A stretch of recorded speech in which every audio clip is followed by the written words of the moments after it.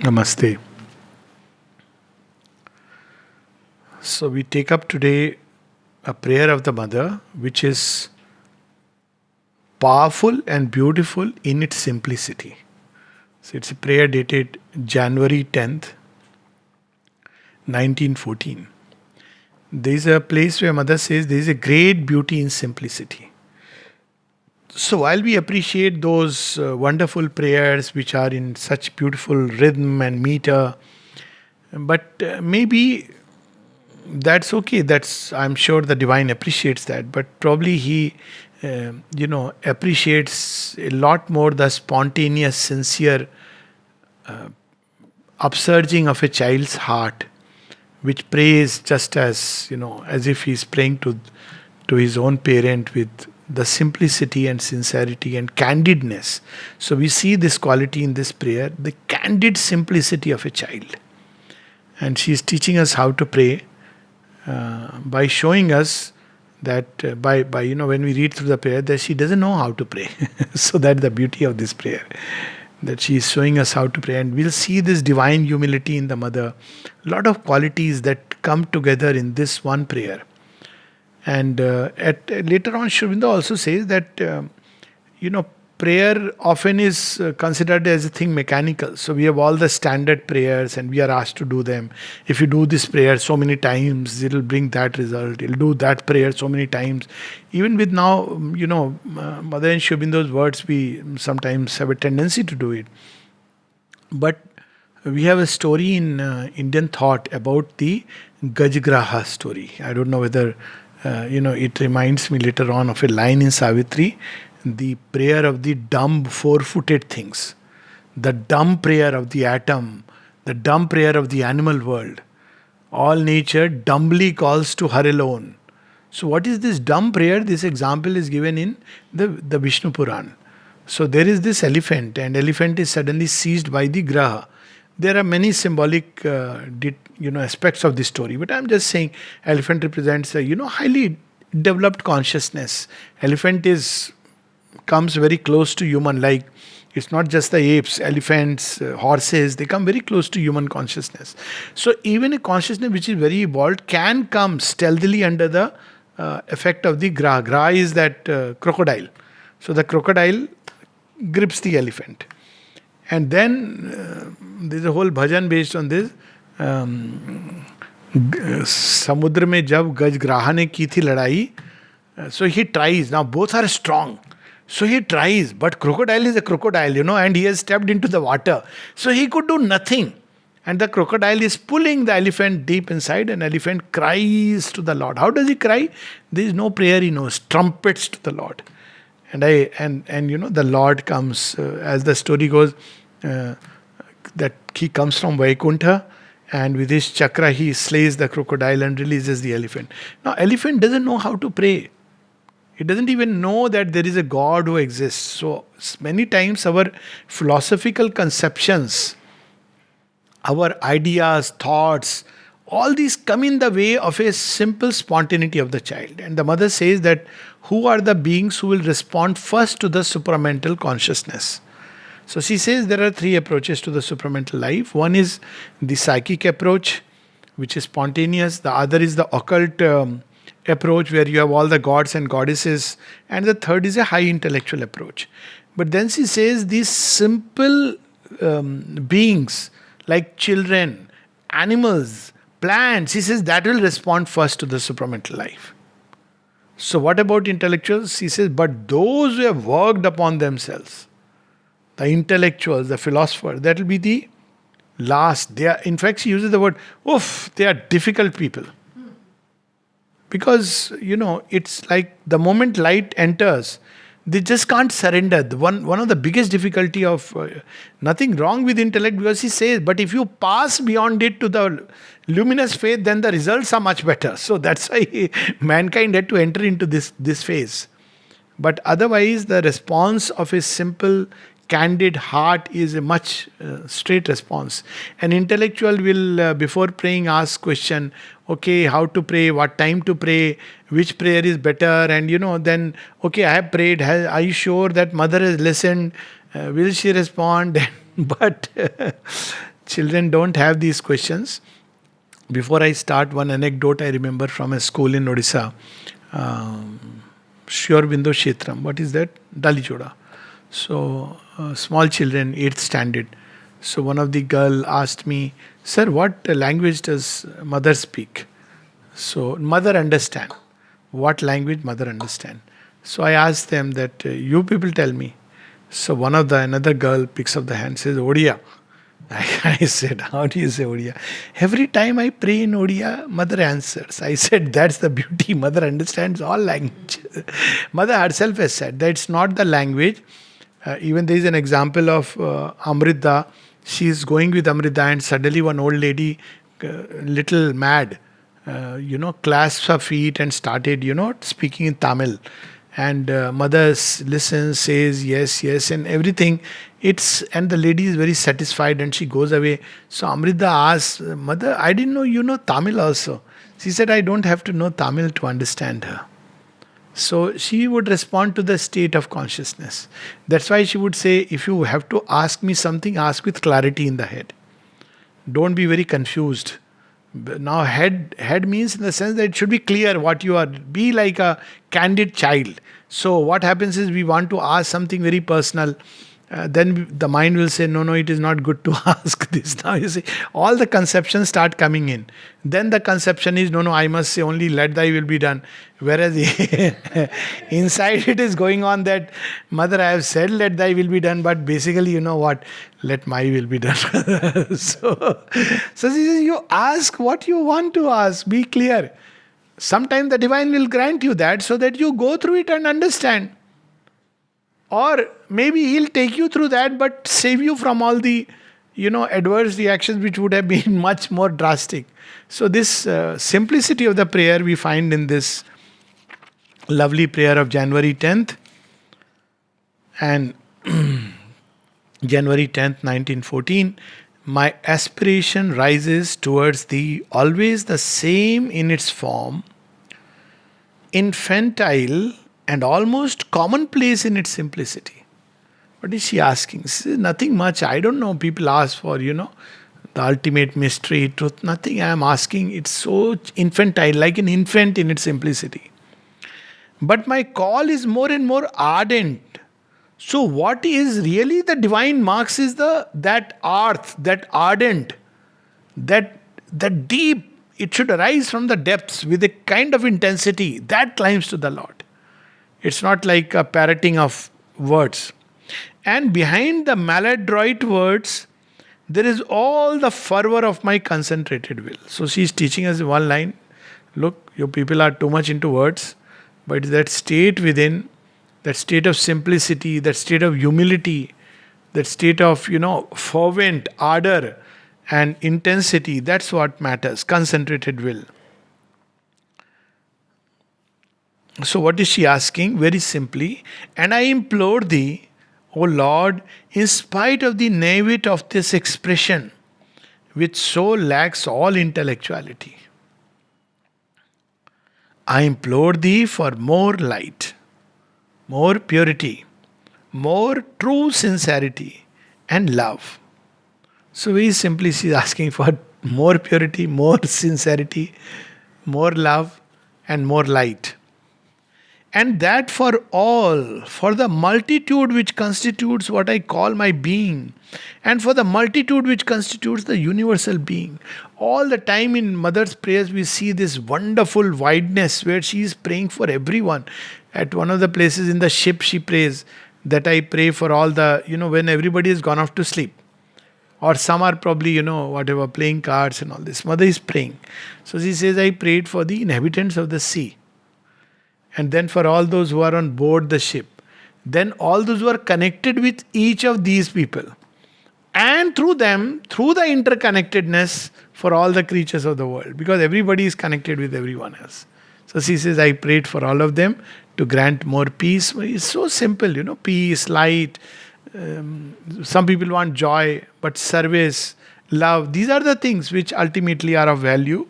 Only divine can give us that. I implore thee, knowing, however, that to implore is quite useless.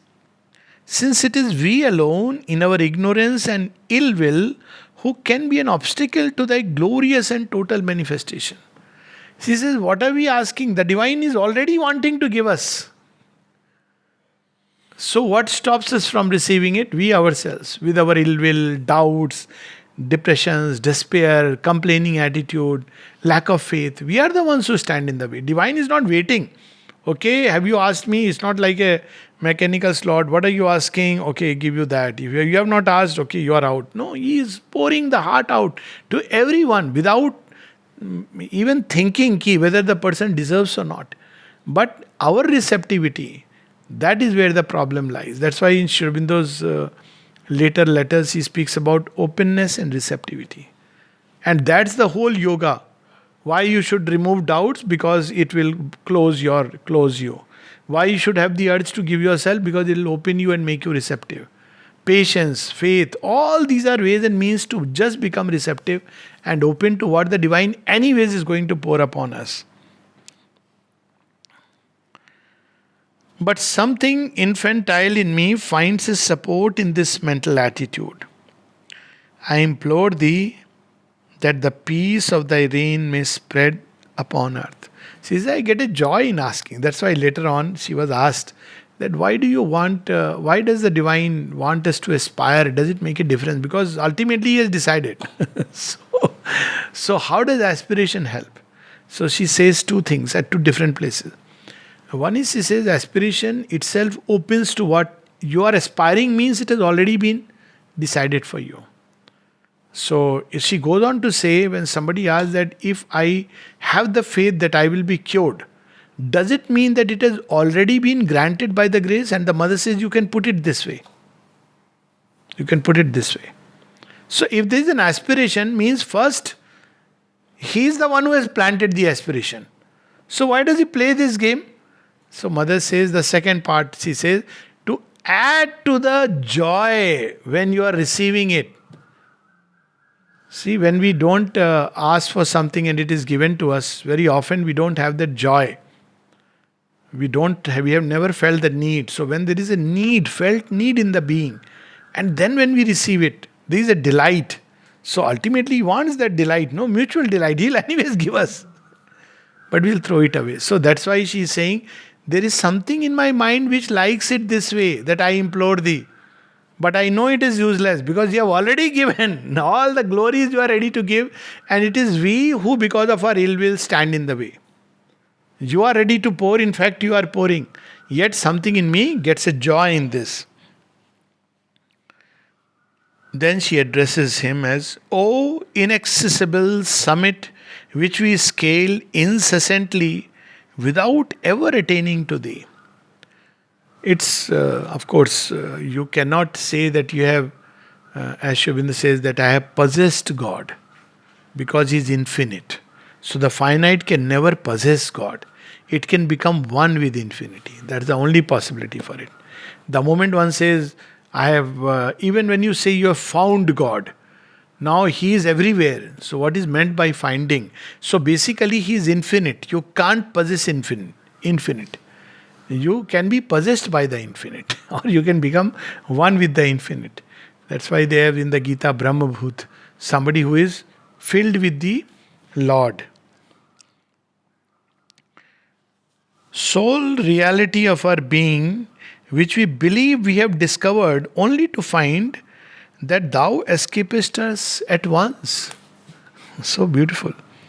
Marvelous state which we think we have seized, but which leads us further and always further into depths and immensities ever unexplored. This is so beautiful. Endless progress, endless disclosure of the divine. There is no limit. That's what Sri Aurobindo, one of the aphorisms says, that I grew tired of God's embraces. That He would come and there is no limit. And I asked Him, is there a limit to your Ananda? Because the more you go, the more you discover, and it is something so beautiful. This is something which I personally loved about Sri Aurobindo, because while traditional yoga will tell you, you start from here, these are the steps, stages, and this is the end. So the moment I read, I said, it's over. It's the end. So how can there be an end? This idea of end, made me feel very senile. I mean, what after you have achieved the end, you grow old. But here, you remain young forever. Why? Because there is always an endless. And this is such a joy because, you will play with him in so many ways, in countless ways. Why would you want to say that now I won't play with you? Now I have, reached the finality. He keeps increasing the level. None can say, I have known thee. And yet all carry thee in themselves. And in this silence of the soul can hear the echo of thy voice. But this silence itself is progressive. This is a discovery to make. How to find silence. Progressive silence. Just imagine. And whatever may be the perfection of the union we have realized, so long as by our body we belong to the world of relativities, this union with thee will be always capable of a greater perfection. That's why the material world has been made. That there is a constant progression even after the supramental body, an Anandamaya Deh. And who knows what limits? There are no limits of matter itself discovering the divine. And then at the end she says, but all the words by which we speak of thee are but a vain babbling. Grant that I may become thy faithful servitor. That's how she says. Who can understand Sri Aurobindo? He is vast as the universe and his teaching is infinite.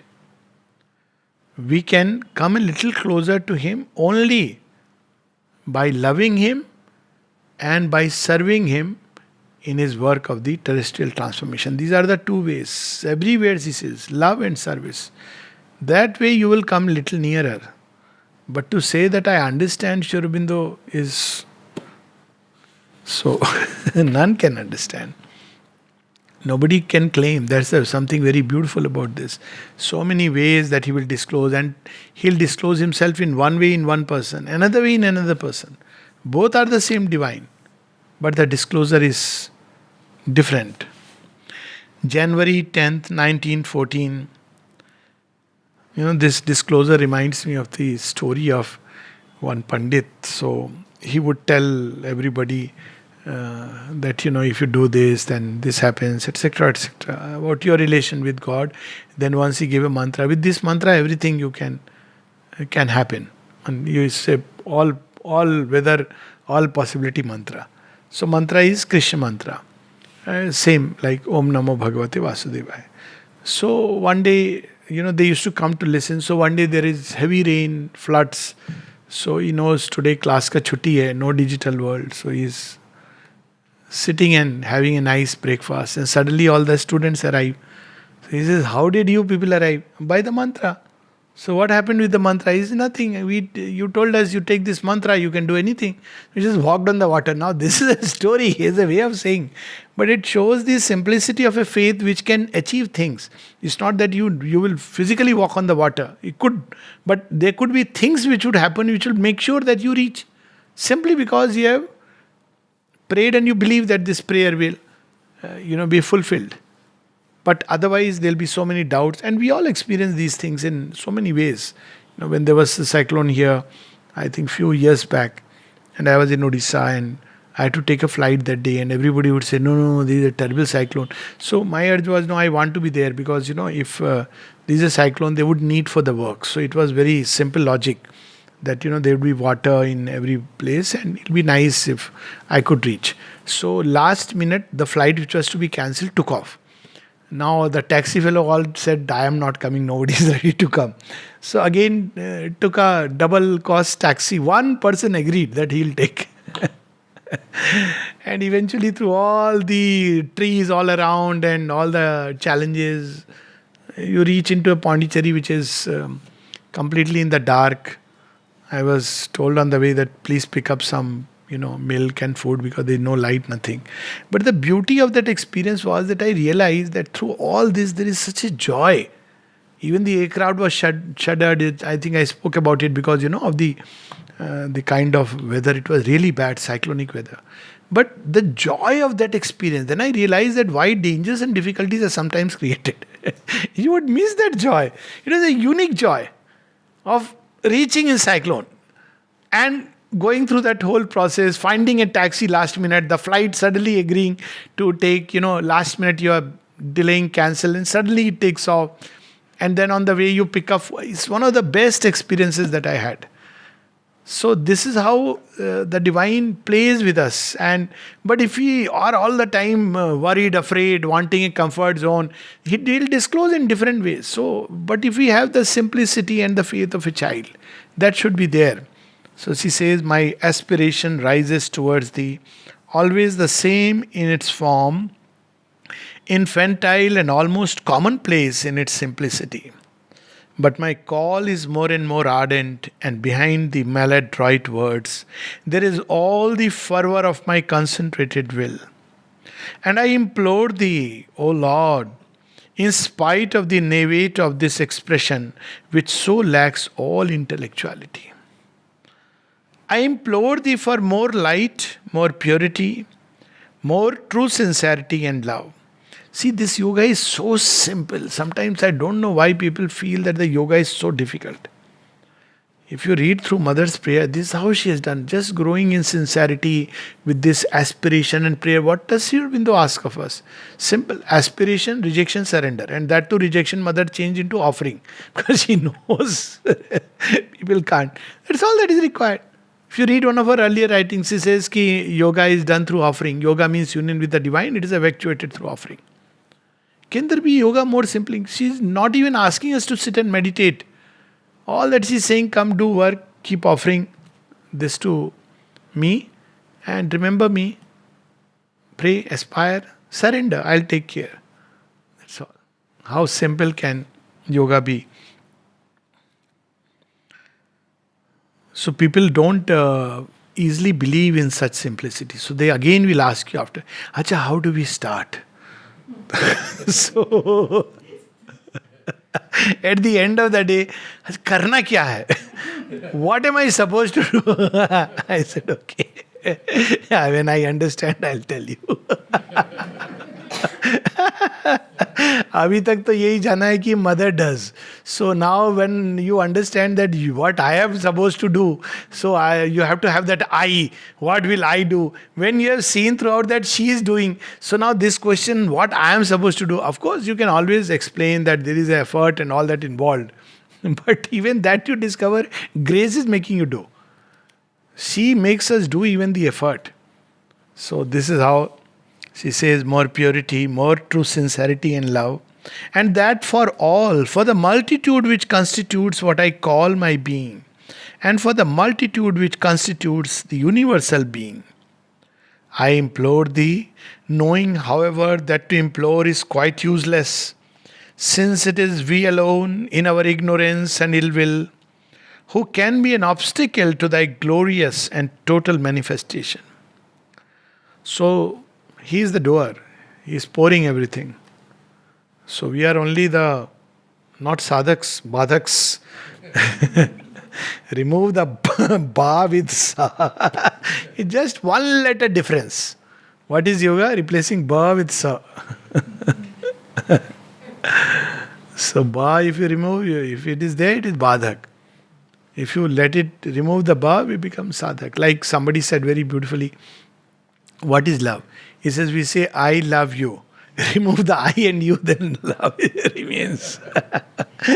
I love you, there is no love. Then it is I and you crushing love and sandwiched love. So,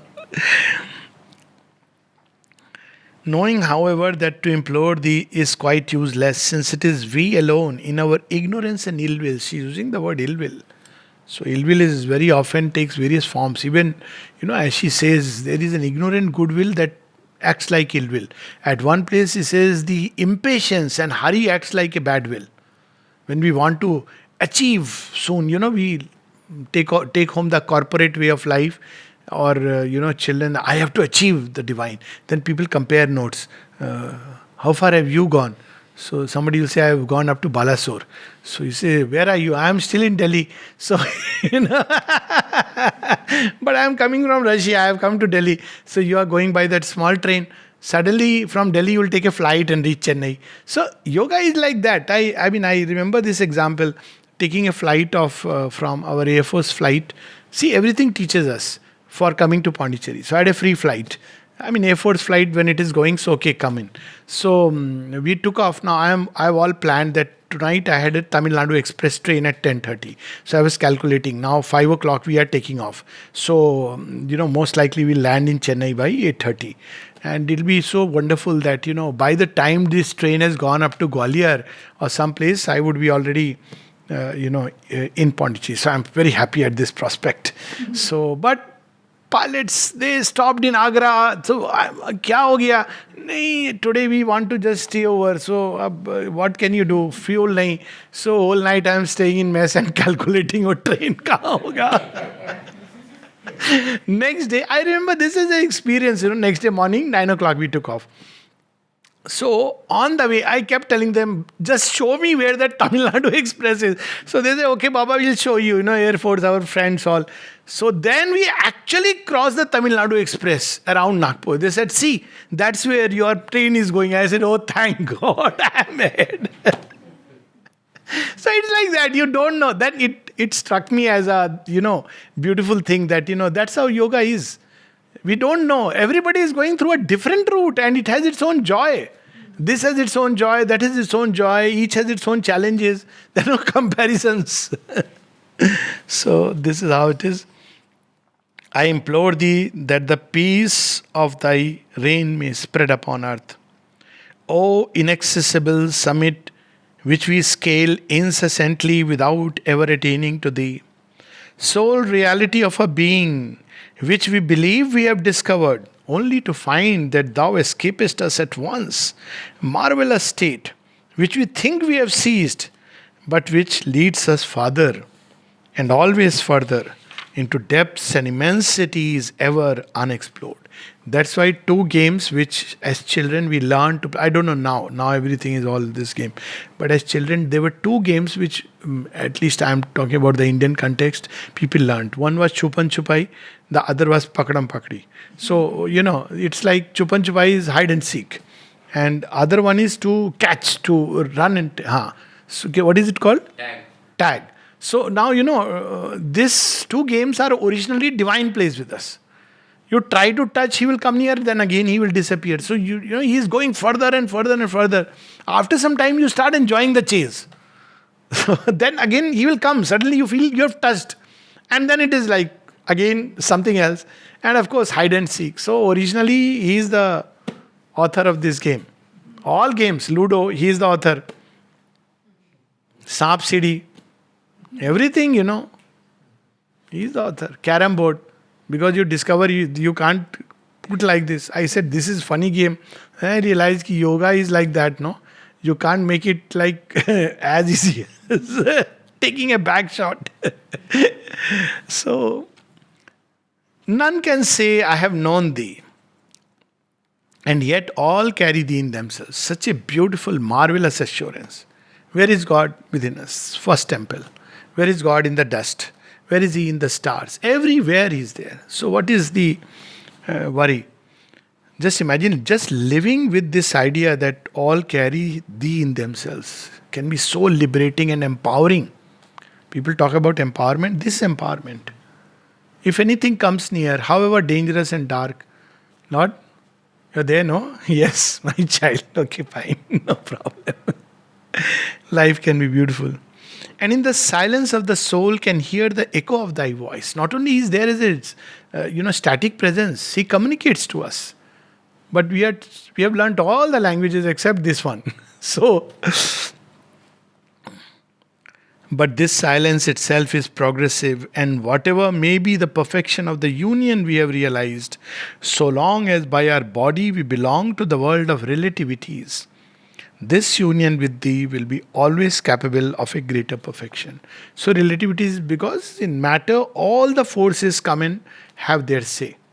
Inside in that inaccessible summit, Shivam, nobody can enter there. But as you enter into the down into the planes, then all the forces have their say. So it is a world of relativities. Absolute is absolute. When you go there, you can merge and vanish in that perfection. But all the words by which we speak of thee are but a vain babbling. So she asked the ultimate, grant that I may become thy faithful servitor. Faithful may mean two things. One is full of faith, and the other is never to deviate from what you expect or demand from us. Faithful, loyal. Whoever else may be there, everything is there in your life. But love only the Divine Mother and be faithful to her. That's what Champakalji used to give this, no? He had that written in Mother's writing, be faithful. So if you go to him, sometimes he'll give that, be faithful. To be faithful to the Divine, a faithful servitor is what we can contemplate and meditate upon. Namaste.